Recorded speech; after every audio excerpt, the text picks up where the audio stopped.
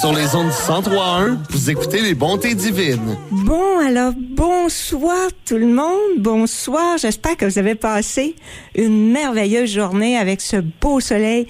Même si on a un petit peu de fraîche, là, on dirait que ça nettoie l'espace et puis on respire bien ce matin, puis ce soir également. Alors donc, écoute, moi, là, je suis tellement contente d'être ici aujourd'hui parce que, en fait, j'ai de la belle visite avec moi. Ça fait longtemps, là, ça fait quand même plusieurs semaines que je vous en parle. Et puis, j'ai une belle personne avec moi. C'est un petit peu une surprise, mais on l'attendait. Donc, elle est là.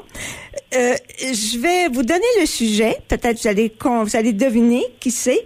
Alors, aujourd'hui, on va parler du don de médium et on va parler aussi du passage d'une étape de vie à une autre vie. Alors donc, j'ai nul autre avec moi que Madame Joanne Lazure. Alors, bonsoir, Joanne. Bonsoir, Christiane. Alors, écoute, Joanne, ce que je vais faire, d'abord, premièrement, je veux te remercier d'être avec nous aujourd'hui parce que j'ai pu voir comment que tu es occupée et j'apprécie énormément ta présence. Puis, pour les personnes qui vont te découvrir, vont voir que tu es une personne qui est captivante et puis que on a le goût de découvrir. Alors, et il y a bien sûr plein de gens aussi qui sont là, qui nous écoutent et puis qui t'aiment déjà, qui te connaissent déjà. Alors, mais pour ce faire, j'ai fait un petit résumé, tu sais, de ta carrière, là, et puis qui n'est pas fini parce que on n'est pas encore à l'apogée. T'es toute jeune, Joanne. Alors, mais je commence ça comme ça. Alors, tu es maître Reiki, conférencière, formatrice de plusieurs ateliers en relation d'aide. Tu travailles aussi avec la biodynamie. Tu es accompagnatrice en voyage spirituel. Tu vas souvent en Inde. Et j'ai cru comprendre que c'est un pays, un endroit où tu affectionnes particulièrement. Alors, si tu as le goût de nous en parler tantôt, tu nous en parleras. Je continue parce que ma liste est quand même un petit peu longue. Alors, j'ai animatrice de radio et de télé. On t'a connue par ces voix-là. Et on a aussi, on sait que tu es médium.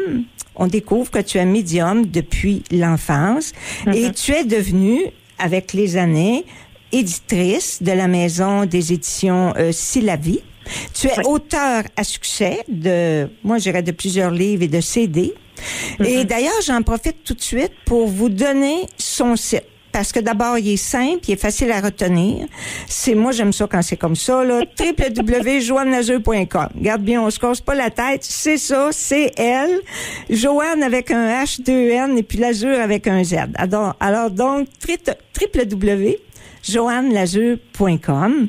Et donc, voilà. Aussi, je continue. J'arrive là, ce soir, ce qu'on va parler aussi, c'est que le tome 2 d'une trilogie que tu es en train d'écrire, qui s'appelle Médium un jour, Médium tous les jours, et que chacun des livres, il y en a un qui parle d'espoir et l'autre, le tome 2, qui nous parle d'amour. Oui. Donc, ma belle Joanne, c'est le fun de t'entendre parce que on sent que tu es toujours dans la joie, tu sais. Et puis, d'ailleurs, quand on lit ton livre, là, c'est ça qu'on ressent tout le temps qu'on le lit. Mais là, j'embarque pas tout de suite dans le livre parce que je suis certaine qu'il y a des parents qui nous écoutent en ce moment, tu sais, et qui se retrouvent avec des enfants. Il y en a de plus en plus qui arrivent ici, les enfants indigo, les enfants de cristal qui nous arrivent, qui sont déjà avec cette faculté-là d'être médium ou ont d'autres dons de développer. Et toi, tu as vécu ça.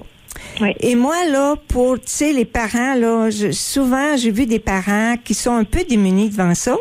Et j'aimerais ça que tu nous fasses, tu sais, un petit retour là-dessus. Toi, comment tu as vécu ça dans ta famille au niveau personnel, tes émotions à toi, puis peut-être la relation enfant-parent. Si tu as des petits conseils à donner, on t'écoute. Alors.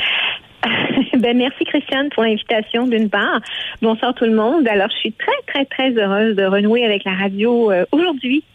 C'est un média que j'affectionne précisément et vraiment. Alors, pour répondre à la question, oui, il y a de plus en plus d'enfants, d'adolescents également, qui se rendent compte qu'ils voient, qu'ils entendent et qu'ils ressentent. Parce que c'est important à la base là, de spécifier ce que c'est la médiumnité. Christiane, les gens souvent vont dire être médium, c'est quelqu'un qui parle aux personnes décédées. Oui, mais pas tout le temps. C'est pas que ça, la médiumnité. Médium veut dire entre, intermédiaire. Alors, ce qui fait que tous, chacun d'entre nous, on a tous ces dons-là qu'on appelle la clairvoyance, la clairaudience, donc la capacité de voir et d'entendre. Et la clairsentience. La clairsentience, c'est un des talents qui est le plus important et c'est ce qu'on a souvent à l'intérieur de nous et qu'on veut fuir parce que c'est la capacité de ressentir les émotions et souvent les inconforts des autres sans savoir que c'est pas à nous. Oui. Alors, c'est là que souvent, là, les enfants, quel que soit leur âge, vont ressentir des choses, ne sont pas toujours capables de l'identifier.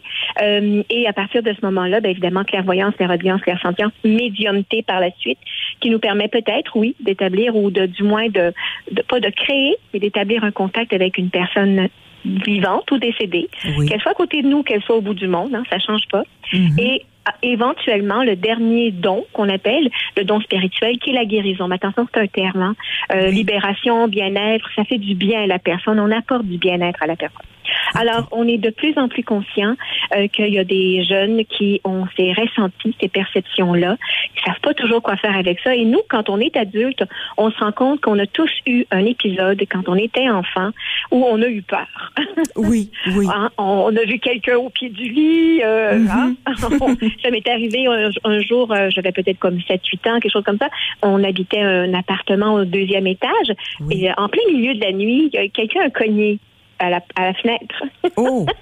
Et on est au 2e étage. Alors évidemment que le fait que quelqu'un cogne à la porte, j'ai ouvert les yeux, ça m'a réveillée. Et j'ai vu un petit garçon qui était dans la fenêtre, au côté, qui me faisait des gros sourires et des gros tatas, des bye-bye. Et que j'ai eu peur. Et plusieurs dizaines d'années plus tard, je me rappelle encore. Oui, ça s'oublie pas. Non, puis la majorité d'entre nous, on a vécu une expérience où on a eu peur, d'une part. Puis ce qui arrive souvent, c'est qu'on a claqué la porte. On n'a plus voulu avoir ces talents-là. Moi, j'ai été la première ainsi aussi. J'en parlerai dans quelques instants. Mais pour assurer les parents, là, ce qui est important de savoir, c'est que souvent, avec tout ce qu'on a vu dans les films, par exemple, ou dans des séries télévisées, où on nous met ça là, de façon, on nous montre des images vraiment percutantes puis qui font peur. Mais c'est de la cinématographie. C'est dans un but, avec des images, de nous montrer des réactions, des émotions. Et c'est pas toujours le cas, là. En fait, on ne verra pas quelqu'un de pendu nécessairement dans le coin d'une porte, là. C'est pas toujours comme ça. Mais on va ressentir un malaise. On peut ressentir un inconfort, comme un serrement autour de la taille, autour du cou. On peut sentir un étouffement. Parce qu'en fait, là, la personne décédée, lorsqu'elle entre en contact, la plupart du temps, elle ne va pas bien. Elle a besoin d'aide. Alors, ce que nous ressentons, qu'on soit enfant, adolescent ou adulte, on ressent de façon amplifiée l'inconfort de la personne. Alors, on se doit donc d'être rassurant auprès de l'enfant. Ça, là, si on a quelque chose à spécifier, que ce soit en tant que parent ou même grand-parent, c'est à la base de ne jamais signifier à l'enfant que ça n'existe pas, là. C'est pas vrai, ça, là. Oui, c'est ça. Il invente ça, là. Il invente pas ça, là, lui, là. Oui, non, pas du tout. Et vous remarquerez que souvent, les enfants, autour de 2 ans, 2 ans et demi, 3 ans à peu près, au moment où ils sont capables de parler, de s'exprimer, ils sont capables également d'identifier, là, qu'est-ce qui se passe en tant que tel, vont se mettre à voir des monstres, des messieurs, des madames qui font. Mais en fait, officiellement, c'est pas nécessairement des monstres, ça va de soi. Ce sont souvent des personnes décédées qui vont montrer une expression de tristesse, de colère, d'inquiétude. Et l'enfant va interpréter ça comme ce sont des personnes méchantes. Elles sont pas méchantes. Elles font simplement signifier par leur visage qu'elles sont inconfortables. Alors, c'est pour cette raison que si on prend une photo de nous, par exemple, ou à des fois on a des expressions où on a l'air en colère, on l'est pas nécessairement. Ça fait pas de nous des personnes plus méchantes. Alors, ça, c'est important de rassurer l'enfant. Oui. Lui signifier qu'on ne voit peut-être pas ou on ne ressent peut-être pas ce que l'enfant voit ou entend ou ressent, mais on le croit. Okay. Si l'enfant est capable de le nommer avec des mots, c'est parfait. Oui. Si l'enfant est capable peut-être de le dessiner, là, ça peut nous donner des références, nous, en tant qu'éducateur, en tant que parent, en tant que grand-parent. Ce qui est surtout important, c'est qu'on montre à l'enfant qu'on le croit. Oui.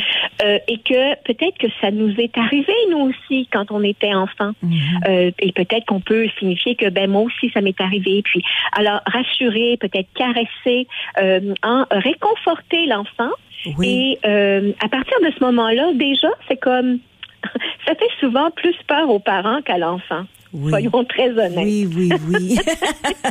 Parce que ça m'est arrivé très souvent de rencontrer des enfants à la demande des parents. Évidemment, le parent accompagnait l'enfant, puis et l'enfant qui a ces facultés-là, il les a pas récoltées comme ça, souvent dans une boîte de Cracker Jack, là. Oui. Il en a hérité de ces dons-là, mais c'est parce que ces dons-là font partie de la famille. Ah oui.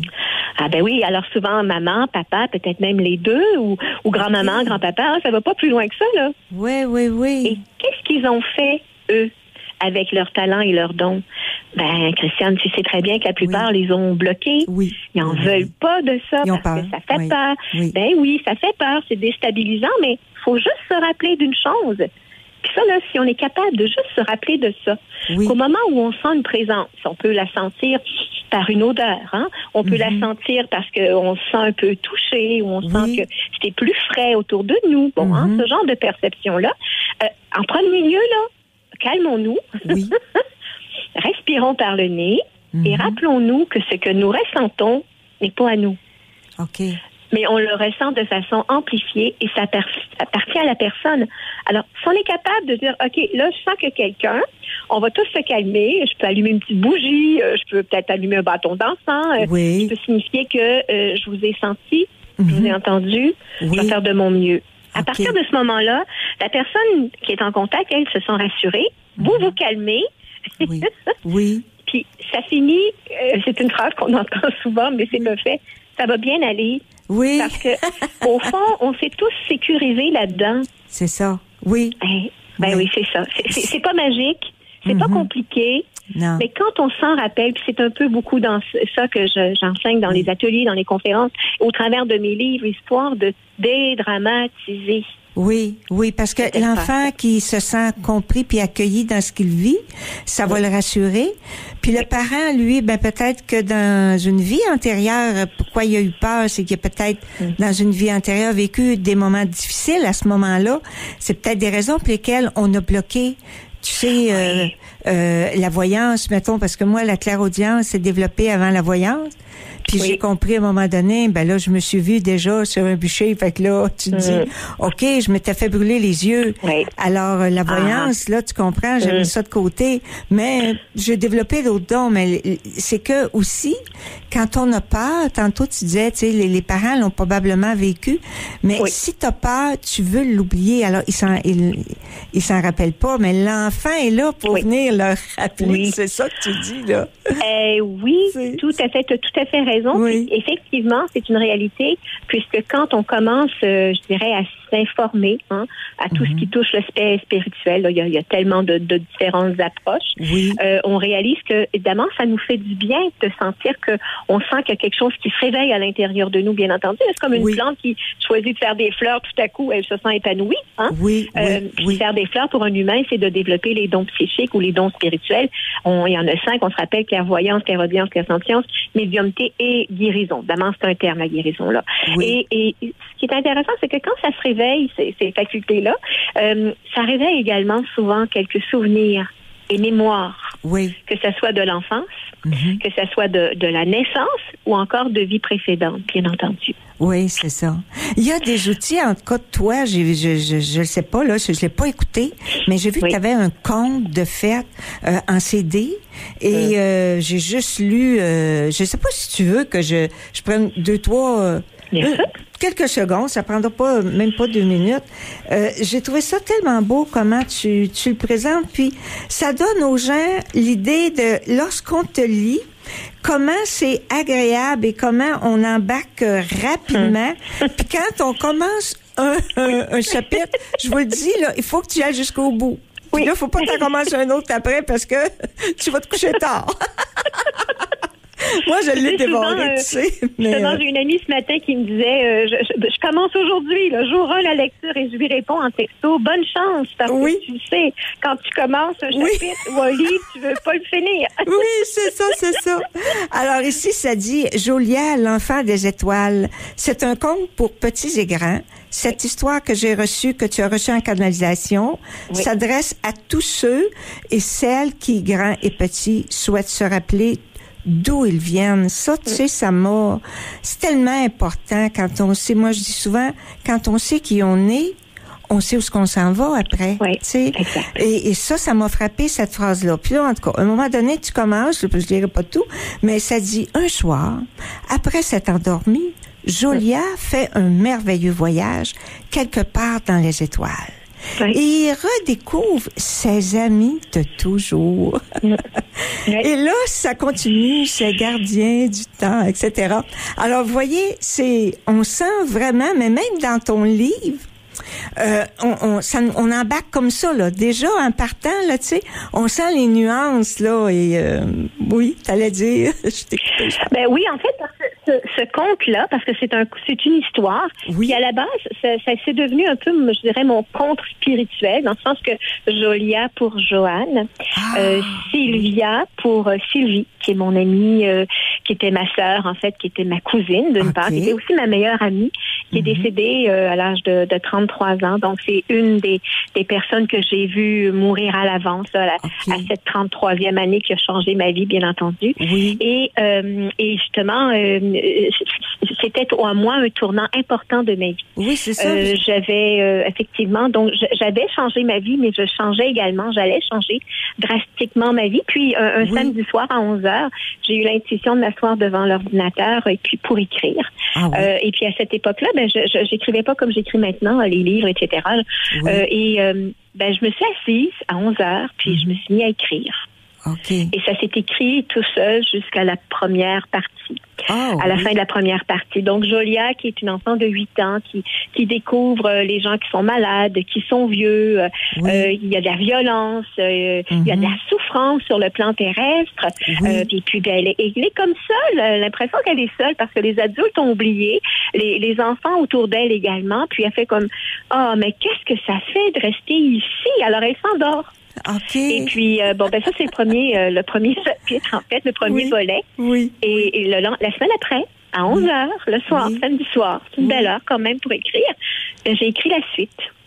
Et Jolia rencontre donc Sylvia, qui est effectivement décédée trop tôt, selon ses parents, qui rencontre Libra, la licorne. Okay. Et qui dit, viens, on va aller ensemble. Alors, elle se projette ses amis-là dans l'autre côté, dans une autre dimension, en fait. Oui.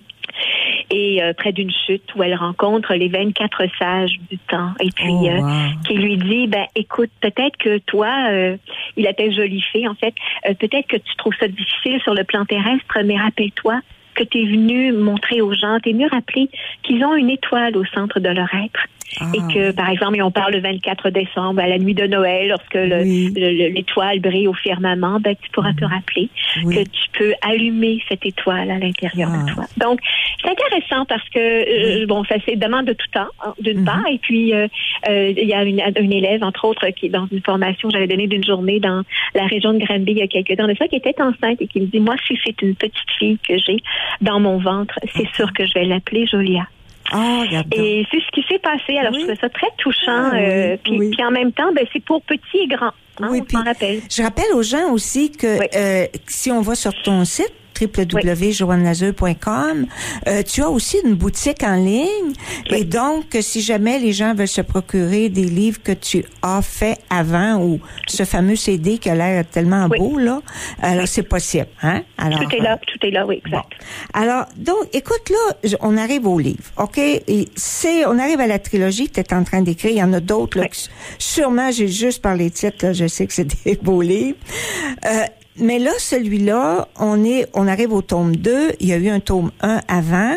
Et j'ai vu qu'il y avait comme une différence. C'est-à-dire, le premier, on va parler vraiment d'espoir. Le deuxième, on parle d'amour. Oui. Et là, ce que j'ai pu comprendre, c'est que, en tout cas, j'aimerais que toi, tu nous fasses la différence entre le premier et le deuxième. Parce que, d'abord, je veux dire aux gens, on peut très bien lire le deuxième, même si on n'a pas lu le premier, là.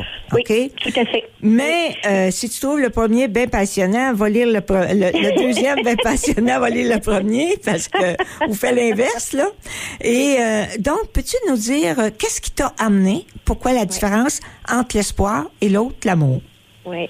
Premièrement, j'avais déjà écrit il y a quelque temps de ça, en 2010 à peu près. Ça m'a pris 3 ans à écrire L'heure d'être heureux, prendre le temps de regarder en soi, qui est un recueil de visualisation créatrice, entre autres. Alors, ça a pris 3 ans. Alors, je sais comment ça peut être des fois exhaustif. Hein? C'est une discipline d'écrire en tant que telle. Hein? Oui. Puis c'est aussi une façon de se livrer. Alors, un matin, je venais de me réveiller dans mon lit, il y a quelques temps de ça quand même, et puis j'entends, et si tu écrivais un autre livre?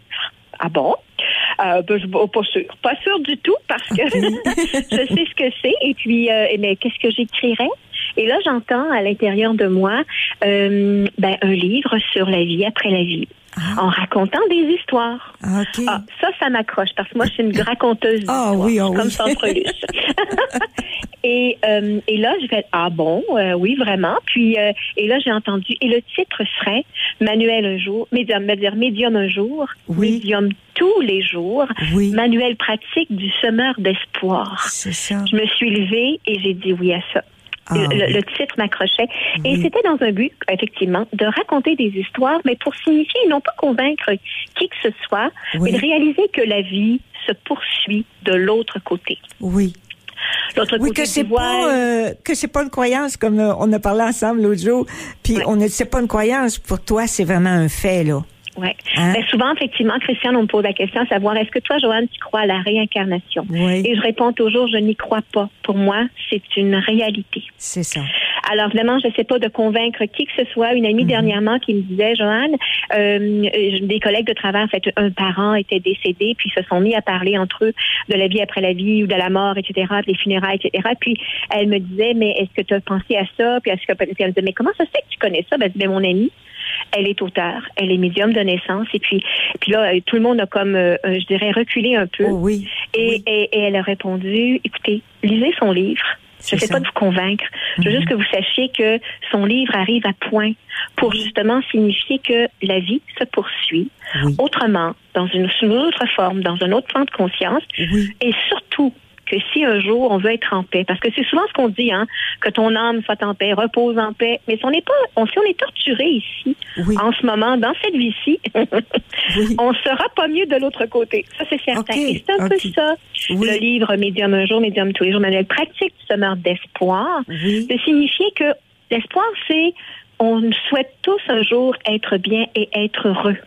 Et la maxime ou la phrase que j'ai créée à partir de ce livre-là, c'est si un jour vous souhaitez être un défunt heureux, commencez par être un vivant heureux. Oh, c'est bien. Alors, c'est au travers donc de différentes histoires, de plusieurs contacts, autant d'enfants que de personnes adultes qui ont voulu faire des petits coucous, ont voulu transmettre à leurs proches de l'espoir quelque part, et il y a aussi évidemment une section dans le livre vers la fin des trucs et conseils, c'est-à-dire si on sent la présence d'une personne, comment on peut allumer un bâton d'encens, comment la flamme ou le lampion peut aider à nettoyer certaines énergies. Bref, il y a beaucoup de trucs et conseils dans ce livre-là, mais c'est majoritairement des histoires, non pas pour nous convaincre, mais de savoir que la vie se poursuit. Oui, puis moi, j'ai eu un témoignage d'une personne qui l'a lu, puis elle dit, je me suis tellement reconnue là-dedans. C'est venu pour les personnes qui sentent, qui vivent certaines choses qui sortent un petit peu là, du naturel, là, humain, là. C'est rassurant d'être capable de se reconnaître puis de dire, je suis pas la seule qui vit ça. Là, c'est tellement ça, tu as tout à fait raison. Et d'ailleurs, c'est une des raisons pour laquelle la page couverture, elle est colorée, hein, manuel pratique semeur d'espoir dans les tons de bleu Marie, évidemment, là, qui représente toute l'énergie féminine. Puis, moi, ma fleur préférée, c'est véritablement la marguerite blanche à cœur jaune, mais il y a une symbolique de de rayonner, hein, comme le cœur jaune, qui, par les pétales blancs, vont aller tout se répandre autour. C'est un peu ça le but de rayonner. Et il y a évidemment toujours une petite bébite ou un insecte. Et dans ce cas-ci, on parle d'une libellule parce qu'il y a un lien direct avec une histoire d'un jeune enfant que j'ai accompagné, donc évidemment dans l'autre côté, et qui s'est manifesté. Et c'est particulier, c'est qu'à ce moment-là, j'avais une garderie et on venait de recevoir la carte de remerciement de la famille. Et puis là, je suis avec tous les amis de la garderie et puis évidemment connaissais l'histoire. Alors j'ouvre l'enveloppe et il s'est placé une petite libellule sur la moustiquaire de la maison. Et là, souvent c'est vrai ce que je vous dis, mais c'est vrai aussi.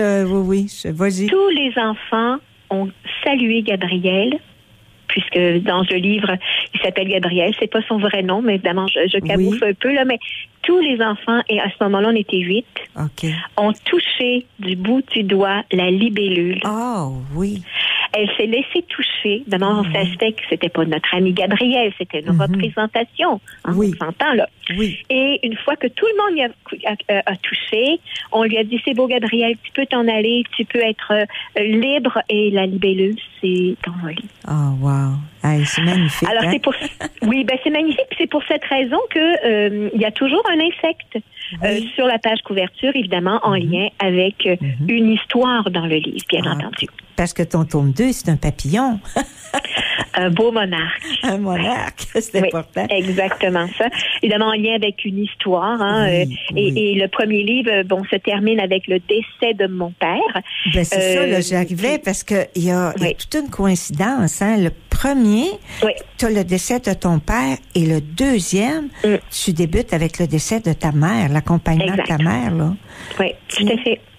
Et quelqu'un m'a dit, le troisième, il faut attendre que quelqu'un meure pour l'écrire. Non, c'est une blague, là. Mais comme il n'y a pas de hasard, tu sais. C'est ça, c'est exactement ça. Ça allait avec le sujet, comme on dit, puis qu'est-ce que toi, tu vivais. Exactement ça. Puis et c'est ça parce que ce livre-là, évidemment, moi quand j'écris, Christiane, je sais pas si plusieurs auteurs sont comme ça, mais moi quand je m'assois, j'écris, je n'ai pas le syndrome de la page blanche ou je connais pas ça. Je m'assois, j'écris, point. Et c'est extraordinaire parce que je découvre au fur et à mesure les mots qui se couchent sur pas sur le papier dans ce cas-ci, mais sur l'ordinateur. Et justement, l'histoire de maman prend quand même un beau volet, une place importante dans ce livre-là parce que il y a de tout dans son histoire. Écoute, c'est que ce que je veux dire aux gens là, c'est pas un livre sur la mort. Non. C'est vraiment un livre sur la vie. Mais qu'est-ce qui est intéressant, c'est pareil comme si tu écoutais un téléroman là, parce que c'est raconté que tu sais, c'est ça que je disais tantôt, je me répète là, mais tu sais, c'est pas, on sent il y a une passion, puis on est captivé par ce que tu dis, parce qu'en réalité c'est une histoire vraie. Puis et c'est ça qui est intéressant, mais ta façon de le dire, qui moi je me voyais assis sur le bord de la mer, les deux pieds dans le sable, en train de lire ça, parce que c'est heureux comme situation, puis comme histoire. Je veux dire, on écoute des films qui sont bien plus difficiles que ça. Des fois, nous, qui vient même à baisser notre taux vibratoire, on lit ça, ce que tu as écrit, puis c'est le contraire. On se sent lumineuse parce que, en tout cas, moi, je pense que je te trouve lumineuse quand tu écris, et ça, on le ressent, tu sais. Et donc, c'est ça, tu voulais nous parler un peu comment ça s'est passé avec ta maman quand tu l'as accompagnée? En fait, à la base, faut se rappeler que je partais pour l'Inde pour mon 6e voyage en Inde. Donc, 6 fois déjà que je fais le tour de l'Inde avec des groupes. Et je m'apprêtais à quitter. Et maman m'a parlé à quelques reprises qu'elle aimait donc pas que j'aille en Inde cette fois-ci parce qu'elle avait l'impression qu'elle allait être malade. Et puis ça faisait quand même plusieurs années qu'elle m'en parlait. Elle n'a pas eu tort jusqu'à un certain point, mais évidemment que elle avait pas vraiment de grands problèmes de santé. Maman, elle avait sa tête jusqu'à la fin, là, elle était très intelligente, très articulée, en fait. Et évidemment qu'elle a eu des problèmes respiratoires, arthrite, arthrose, en fait. Et à un moment donné, le téléphone sonne pour le médecin qui m'appelle pour me dire, nous allons dès maintenant commencer les soins de confort. OK. J'ai écouté, moi, je pars dans 18 jours pour l'Inde.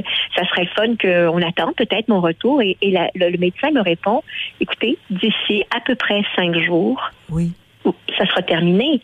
Donc, vous allez avoir le temps de quitter pour l'Inde. T'as le temps, mais c'est quand même rapide. Hein?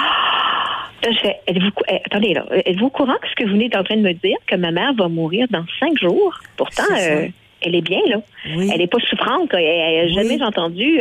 Alors, on est loin des protocoles de fin de vie, là, ou de l'aide à mourir, là. C'est pas ça du tout qui a été demandé. Oui. Et évidemment, la médication a été offerte, et puis j'en parle dans le livre, et ça m'a troublée parce que je pouvais savoir que maman, ça faisait en quelque part son affaire de quitter rapidement pour ne pas être un légume à la merci, peu importe. Et j'ai pris le temps de la reconduire, mais vraiment, là, c'est je le raconte dans le livre, je l'ai ramené vraiment à la grande porte, là. Et que c'est beau. Oui. Je ne pouvais pas aller plus loin que ça. Oui. On dévoilera pas tout, mais c'est vraiment beau. On a l'impression de le faire avec toi. Et si on a eu un parent, qu'on a vécu quelque chose, moi, en tout cas, ça m'a ramené au décès de ma mère, que j'étais présente quand elle est décédée. Et puis, ça m'a fait du bien, tu sais, de voir. Puis, tu sais, s'il y a des petites parties qu'on n'a pas faites, il y a toujours le temps de le faire. Oui, c'est exactement ça, parce que effectivement, en ce moment, avec la période dans laquelle nous sommes, il y a plusieurs personnes qui décèdent. On se rappelle que plusieurs décèdent pas de la COVID, mais avec la COVID. Je pense que c'est un bémol important, mais en fait, peu importe. On ne peut pas faire les rituels funéraires comme on a l'habitude de faire, etc. Tout est en pause, c'est cas de le dire. Et on peut être inconfortable parce que, la personne est en quelque part, on ne sait pas quoi faire avec ça. Il n'est jamais trop tard. Et on peut même, dès maintenant, justement, accompagner la personne avant, pendant et après. Puis ça, j'insiste beaucoup dans le livre sur un bon accompagnement, l'importance d'un bon accompagnement avant, pendant et après. C'est ça. Et Christiane, c'est pas dans un but nécessairement d'être présent et tenir la main de la personne. Non. On peut très bien le faire par la pensée, au niveau du cœur. Et la personne décédée, ou la personne en phase terminale aussi plutôt, peut très bien et facilement ressentir, entendre, parce qu'évidemment, il y a une partie d'elle qui sort de son corps, souvent par l'aide de la médication qui lui est injectée ou transmise. Évidemment, ça décale les corps en tant que tel, et souvent, la personne, elle semble dormir, mais en fait, elle est là, son corps physique est là, mais tout le reste de son corps est qu'on appelle le corps de lumière, en fait. Il est ailleurs déjà, alors il peut déjà se projeter. Alors, c'est tellement important de réaliser qu'on peut accompagner la personne avant, pendant et après. Le passage important à distance par la pensée. C'est ça. C'est ça. Voilà. Oui. Alors, et il y a aussi quelque chose que j'ai retenu, c'est que il y a un petit encadré dans ton tome 2 là qui parle l'importance de l'accompagnement. Là, je vais dans l'opposé un peu de ce qu'on vient de dire, mais si on est présent, comment c'est important les quelques minutes avant le départ. Oui, définitivement. Alors, évidemment, si on est présent, si on n'est pas présent également, c'est sûr qu'on aime toujours accompagner la personne, mais même la personne qui, par exemple, elle a un accident ou qu'elle décède d'une façon violente, on n'est pas toujours là, en quelque sorte. Alors, sachez que, évidemment, et sache, Christiane, que ce sont les quelques minutes qui précède le décès officiel, qui va déterminer donc l'humeur, l'état d'âme, qui va déterminer dans quel état nous allons nous retrouver de l'autre côté du voile. C'est important, là, ça, de comprendre ça, tu sais. Ah oui. C'est très important. Parce que, c'est important. Comme tu dis, des fois aussi, c'est pas toujours un parent. On peut être l'infirmier, l'infirmière, la personne qui accueille la personne qui est en train de décéder. Et donc, tu parlais là-dedans, tu sais, d'amener du calme, tu sais, parce que si on se trouve dans une position comme ça, parce que tu peux être un policier aussi qui arrive sur le fait d'un accident, puis c'est toi qui vas accompagner l'adulte ou l'enfant, là. Et donc, ça prend vraiment, tu parlais, tu sais, d'être calme, d'accepter, là, le fait que la personne, elle quitte aussi, tu sais. Oui, parce qu'en fait, quand une personne, par exemple, résiste, a peur, ne veut pas, est dans la tristesse, dans l'émotion, dans la colère, dans la réaction. J'en ai connu. Bien sûr. Puis nous, en tant qu'être vivant, Christiane, quand on est dans cet état-là, là, on n'entend plus, on n'écoute plus, on n'est plus là, on est dispersé. C'est pareil quand on décède dans ces états-là. C'est ça. Alors, c'est ce qui explique, entre autres. C'est pas tout, il n'y a pas que ça. Mais c'est ce qui explique, qu'entre autres, que certaines personnes ne savent pas qu'ils sont décédés. Voilà.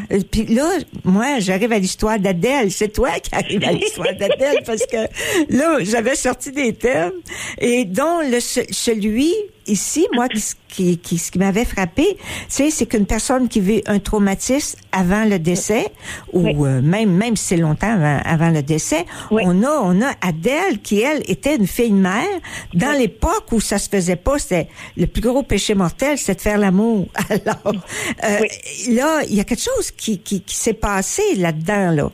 Tu sais, qui nous amène dans cet esprit-là, justement, que après, tu peux... t'as des choses à guérir s'ils sont pas guéris. Est-ce que j'ai bien compris? Oui, c'est tellement particulier, Christiane, cette histoire-là, effectivement, évidemment que...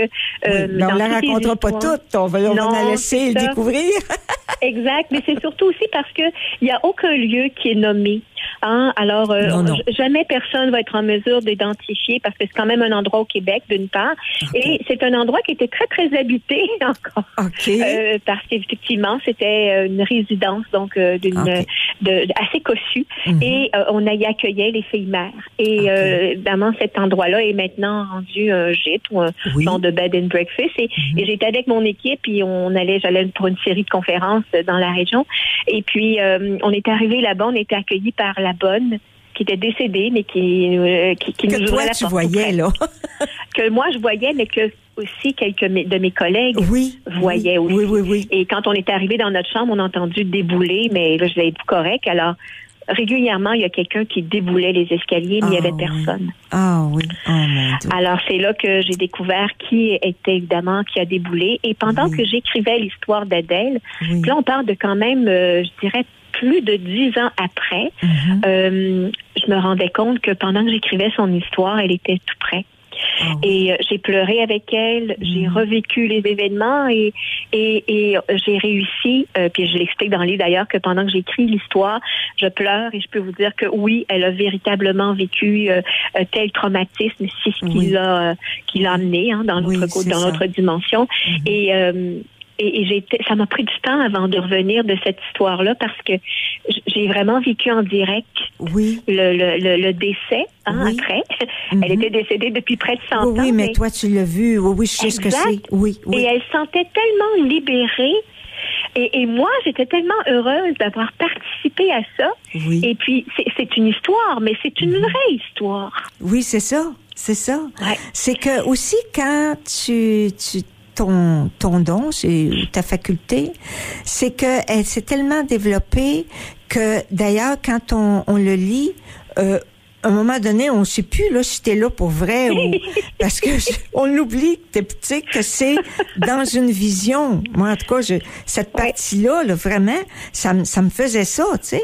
Ouais. Et puis, mais aussi, ce que je veux dire aux gens, que c'est pas la curiosité là, de dire on est curieuse de connaître l'histoire et tout ça, mais à travers ça, c'est que c'est beaucoup plus profond. C'est que quand on prend le temps de s'arrêter dans un chapitre comme celui-là, parce que là, on en parle peut-être de 2-3, mais il y en a plein, là, il y en a plein, puis toutes aussi intéressantes les unes que les autres, qui peuvent nous apprendre des choses, puis qui viennent nous faire du bien aussi, parce que, comme tantôt quand tu disais, tu sais, ça peut, elle, là, ça faisait plusieurs années, et peut-être qu'il y a des frères, des sœurs qui cette personne-là est décédée, qui a vécu la même chose, on peut maintenant faire des petits rituels soi-même. On peut les aider, c'est ce que tu disais tantôt. Oui. Et d'ailleurs, dans le livre, il y a un endroit là où tu en parles, là. Tu donnes des petits rituels simples à faire, et puis possiblement que la personne qui est en deuil sur Terre va ressentir une grande libération parce que comprenant qu'est-ce que l'autre a pu vivre. Puis tu sais, quand tu disais qu'elle déboulait dans l'escalier, parce que moi, j'ai souvent entendu dire, il y avait deux façons, là, quand il essayait de le perdre qui était enceinte, il se garochait dans les escaliers, ou donc, il buvait du vin, il montait sur une chaise, puis il sautait en bas, tu sais. Fait que, tu sais, ce que t'entendais, là, c'était peut-être quelque chose qu'elle avait tenté de faire ou qu'elle souhaitait faire, là, tu sais. Puis il y a une libération à ce moment-là des deux côtés, là. Oui, ben en fait, dans son cas, c'est que sans rencontrer toute l'histoire en tant que telle, mais c'est qu'elle avait réussi, elle avait accouché, et elle était, d'abord, c'était prévu à cette époque-là que le bébé, une fois né, était tout de suite amené dans la crèche qu'on appelait à cette époque-là, et elle avait réussi à la voir, cette petite fille-là, et déjà à l'aimer et de la garder. Alors, c'est au moment où elle a écrit une lettre pour remercier l'équipe et de s'en aller qu'elle a trébuché dans sa robe. OK. Ah, c'est ça. Alors, elle a déboulé les escaliers. Et puis, ben, ça finit très bien. Oui, toutes les histoires. Oui, c'est ça qui est le fun. C'est comme tu regardes ça, c'est une belle histoire qui se termine bien, là. Ça fait du bien, tu sais. Oui, elle se termine la plupart du temps très bien. Évidemment, de façon cocasse, parce que pour moi, c'est important de rire puis de dédramatiser, avec humour. C'est écrit avec humour et amour. Mais ce que je veux spécifier, toutefois, également, c'est que il y a des personnes que ça ne savent pas toujours que c'est surtout pas nous qui allons établir un contact avec la personne défunte. Oui. Mais c'est la personne défunte qui vient à nous. Ah. Ça, c'est important. Ah oui. Parce qu'il y a beaucoup de personnes qui veulent absolument avoir des nouvelles de un et de l'autre et de ci et de ça. Oui. Et souvent, je leur dis, écoutez, c'est pas parce que je veux vous garantir ou je peux pas vous garantir que la personne, elle est là parce qu'elle a son cheminement. Elle continue sa vie. Mais on peut s'arrêter sur pourquoi vous voulez avoir absolument des nouvelles de la personne. Tout à fait. Et souvent, ça se crée un lien qu'on appelle entre guillemets une libération, autant pour la personne vivante que défunte. Oui.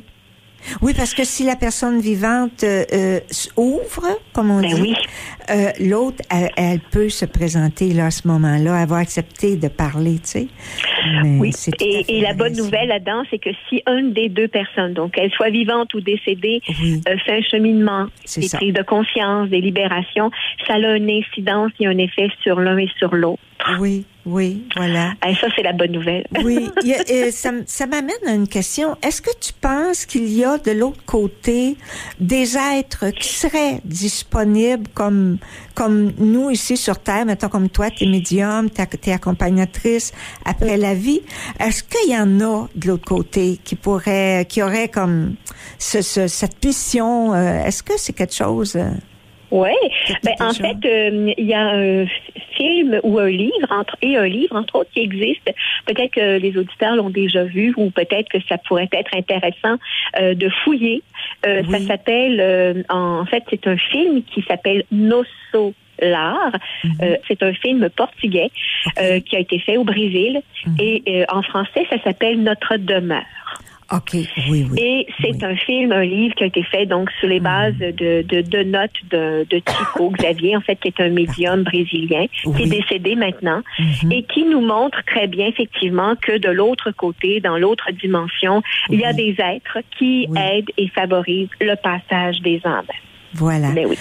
Donc, écoute, il y avait, on en a parlé mais je vais juste souligner ça comme ça. Moi, il y a un passage là où tu parles d'un véritable paradis dans un chalet où est-ce que tu étais invité, qui s'est révélé être, j'ai trouvé ça, être une ancienne maison en fait qui appartenait aux religieuses. Exact. Hein?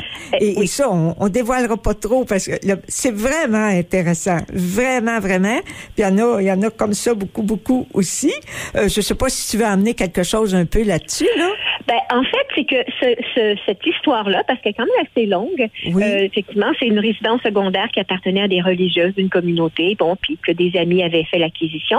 Et évidemment, était très, très, très vivante à cet endroit-là. Et paradoxalement, Christiane, toi qui as lu le livre, et ça fait partie de ma vie, là.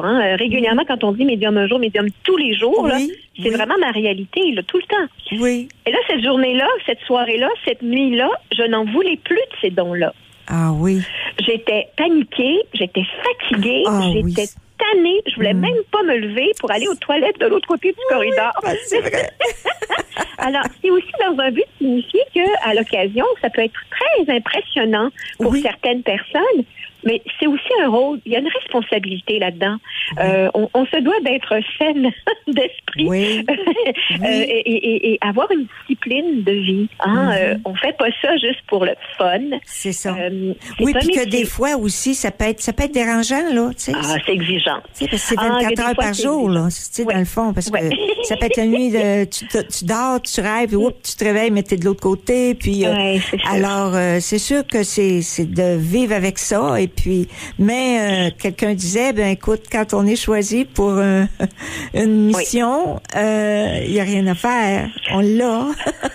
Oui, puis c'est intéressant, Christiane, ce que tu dis, parce que ben évidemment, moi c'est un cadeau que j'ai reçu à la naissance, mais ça n'a pas toujours été un cadeau pour moi. C'est ça que je veux dire, tu sais, parce que non, parce qu'effectivement dans ma famille, c'était pas vraiment bien vu, bien connu, ça faisait peur à ma mère, évidemment. Alors de l'âge de 8 ans à 19 ans, j'ai complètement bloqué, ça m'a même rendu malade parce que c'est ça l'idée, c'est que si on bloque consciemment ou inconsciemment ce genre de talent-là, puis on se rappelle que nous les avons tous, on les a pas tous développés toutefois au même niveau, c'est clair que ça peut nous rendre malades autant physiquement que émotionnellement que psychiquement. Et on dit souvent entre la schizophrénie et la médiumnité, la ligne est mince, c'est simplement une question d'enracinement et d'ancrage. C'est ça. C'est important de... Puis dans les temps comme on vit là en ce moment, je pense que il y a comme pas de hasard là que ça se présente juste à ce moment-là. Exact. C'est important de le mentionner. Écoute, le temps file, il nous reste quelques minutes seulement. Il y a d'autres thèmes aussi qui sont traités là-dedans. Par exemple, le respect du temps lorsque la personne est décédée, le respect du corps physique, là, parce que, comme t'expliques, il y a des conséquences à ça, et ça aussi, je trouvais que c'était important d'en parler un petit peu quand on a 4 minutes à peu près, 3 minutes pour le temps et aussi des volontés, parce que les gens ont des volontés, du respect des volontés.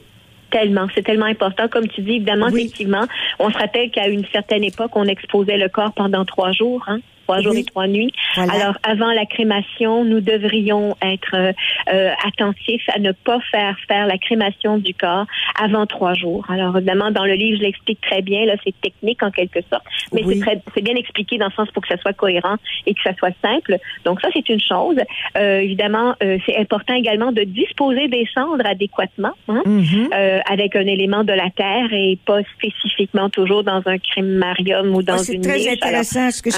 Je te coupe, là, mais dis-les pas, là, mais j'ai trouvé ça bien intéressant. Tellement. Définitivement. Puis d'ailleurs, dans ce livre-là, je me suis commise, dans le sens que j'ai osé dépasser parce que c'est pas très connu du grand public. Et effectivement, quand on parle de rite ou de rituel, ça n'a pas toujours besoin d'être religieux. On s'entend, il l'explique bien dans le livre. Ce qui est important, c'est qu'au fond, d'honorer la mémoire de la personne et surtout que la personne décédée sache qu'elle est aimée, qu'elle a été aimée et qu'elle a eu une présence significative dans notre vie. Oui. Et ça devrait être ça, la façon de dire merci à la personne et un beau voyage. Voilà. Écoute, ça tire à sa fin, là. Moi, je veux te remercier beaucoup de ta présence, de ta générosité aussi, de tout ce que tu nous racontes, et je voudrais redonner la façon de te rejoindre, qui est vraiment, je pense, le plus facile, c'est le www.joannelazur.com. Voilà. Mais il y a d'autres façons de te rejoindre qui vont trouver sur ton site ton numéro de téléphone. Ils vont trouver un courriel aussi, je crois. Tout à fait, on peut m'écrire effectivement et on peut également se procurer les livres à travers de la boutique virtuelle, c'est vrai, mais on peut également commander directement le livre par courriel, le livre qui sera dédicacé et qui sera envoyé par la poste, bien entendu. Voilà. Alors, aussi, ce que je voulais dire, attends un petit peu, je l'ai-tu perdu? Bon, ben je pense que t'as tout dit là, comment. Ah oui, ça me revient. Il reste même pas 2 minutes. C'est que sur ton site, il y a une émission de télévision qu'on a fait sur toi il y a quelques années, mais qui est tellement d'actualité et elle est très bonne, très bien faite et on peut toute la voir sur ton site. C'est gratuit, on peut aller écouter ça, cette émission-là qui avait été faite avec le Canal D, je crois. Exactement. C'était dans le cadre de Vie parallèle et c'était l'émission Dons spirituels. Oui. Alors, en fait, c'est ma vie qui a été présentée il y a quelques années de ça. Oui. Et d'ailleurs, j'en parle dans le livre, mais au moment où maman est décédée, la rediffusion a eu lieu, entre autres. Alors, sûrement pour certains téléspectateurs, ou c'est-à-dire plutôt certains auditeurs peuvent l'avoir vu il y a quelques années de ça. Oui. Toujours présent sur mon site, bien entendu. Voilà. Alors, écoute, pour le mot de la fin, moi, ce que je dirais, je sais pas si toi, tu as préparé quelque chose, mais je dirais d'abord un grand merci à l'univers. Merci à toi. Merci pour tout ce qui se présente dans nos vies, les outils qu'on peut avoir, hein. Oui. Parce que tu en parles aussi de la gratitude dans ton livre, hein. C'est quelque chose de bien important. Important. Puis, oui, même pour qu'une personne aussi parte bien en dedans d'elle quand on a réglé avec, puis on a de la gratitude que cette personne-là est passée dans notre vie, ben on est plus, je pense, forte pour passer à travers le deuil si on comprend qu'est-ce qu'elle nous a apporté. Parce que c'est un petit peu comme une peine d'amour. Je veux dire, tu peux perdre un être aimé de différentes façons, mais à partir du moment que tu comprends qu'est-ce que cette personne-là est venue apporter dans ta vie, ça prend un autre sens. Puis ça, définitivement. Voilà, ça dans ton livre, on le sent là. Oui. Alors, donc, moi, je dis merci à la vie et merci de nous emmener cet espoir et cet amour dans le passage d'une vie à l'autre vie. Et je souhaite à tout le monde de pouvoir aller, de comprendre ce passage-là, de le vivre le plus sereinement possible. Et merci à toi, Joanne. Et puis, on s'en reparle certainement. Alors, nous, moi, je vais être ici. Je suis habituée de dire nous. Je suis toute seule devant mes écrans, toute seule maintenant. Je suis une grande fille. Alors, on se revoit mardi. On se revoit ou on s'écoute mardi soir prochain, 19h, toujours au 103.1 FM. Si vous nous écoutez par le web, eh bien, c'est le www.1031fm.ca. Je veux dire aussi que les émissions vous pouvez les reprendre. Si vous avez manqué l'émission ce soir, vous pourrez la reprendre dans quelques jours. Elle va être mise là, que vous pourrez la réécouter. Et aussi, bien, moi, je remercie le 103.1 FM de nous donner cette opportunité d'être avec nous à toutes les semaines, avec vous autres, et pour parler de belles choses comme d'amour, d'espoir. Et je vous souhaite une belle semaine à tous à 19h mardi soir prochain. N'oubliez pas, comme je vous dis souvent, ma petite phrase, n'oubliez pas que de prendre du temps pour soi, c'est de s'accorder de l'importance. Alors, je vous souhaite de prendre du temps pour vous. Je vous embrasse tout le monde, on vous aime. À la prochaine. Bye bye.